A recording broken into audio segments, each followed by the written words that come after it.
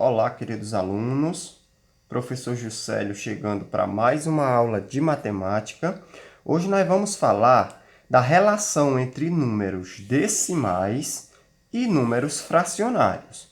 Números decimais são aqueles números que contêm vírgula e número fracionário é aquele número que vem no formato de fração. Muitos alunos não conseguem desenvolver um cálculo envolvendo essas duas categorias de números. Então vamos lá. Observe que uma situação como essa. Eu tenho um número decimal, 0,7, adicionado a uma fração, 2 décimos. Como é que eu devo fazer? Eu tenho um outro exemplo, uma fração, 2 quintos, menos um número decimal, 0,14. Como eu devo fazer num cálculo como esse? Eu não posso efetuar da forma que está. Eu tenho que saber das regras, fazer uma transformação para depois efetuar o cálculo. Vamos relembrar essas regras comigo. Quando eu tenho um número decimal, ou seja, um número com vírgula, e quero transformar em uma fração, existem essas regrinhas que dizem o seguinte: quando o número possui uma casa decimal, é sobre 10. Não entendi, professor. Digamos que eu tenho um número 0,8. Ele tem apenas uma casa decimal. Então, para transformar em fração, eu repito 8, só tem uma casa sobre 10. Quando o número tem duas casas decimais, é sobre 100. Por exemplo, 0,72. Como é que eu transformo em fração? 72, duas casas sobre 100. Agora, se o número tiver três casas decimais, sobre 1000, por exemplo, 0,814. Como é que fica em forma de fração? 814 sobre 1000, porque tem três casas decimais.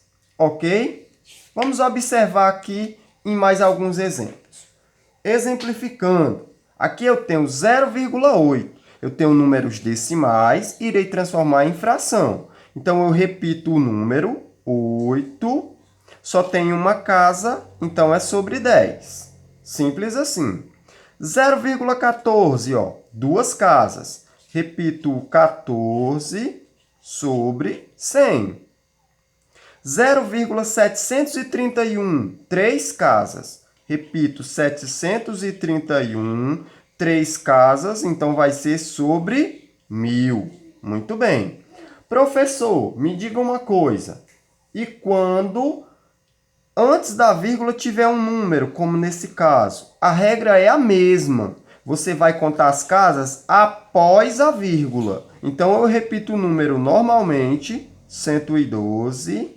Quantas casas decimais? Uma, duas. Então, é sobre 100. Ok?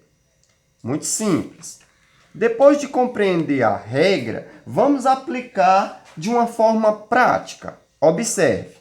Paulo quer descobrir o resultado da expressão. Aqui eu tenho uma expressão, 0,6 mais 4 décimos. Eu não posso efetuar da forma que está aqui. Então, eu vou transformar esse número decimal em fração, para que eu possa somar com esse. Então, vamos lá. 0,6 transformado em fração, repito, 6. Como só tem uma casa, é sobre 10. Então, vai ficar 6 décimos. Agora, eu posso somar 6 décimos mais 4 décimos. Como os denominadores estão iguais, eu posso somar logo. 6 mais 4, 10.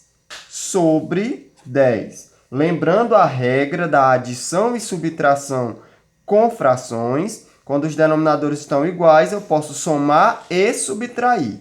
O denominador apenas mantém, repete. 10 sobre 10. Parei por aqui, pessoal? Não. Toda fração você vai observar se você pode dividir ou simplificar.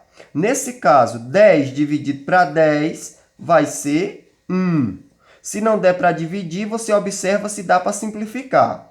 Se não der para simplificar, é porque está irredutível.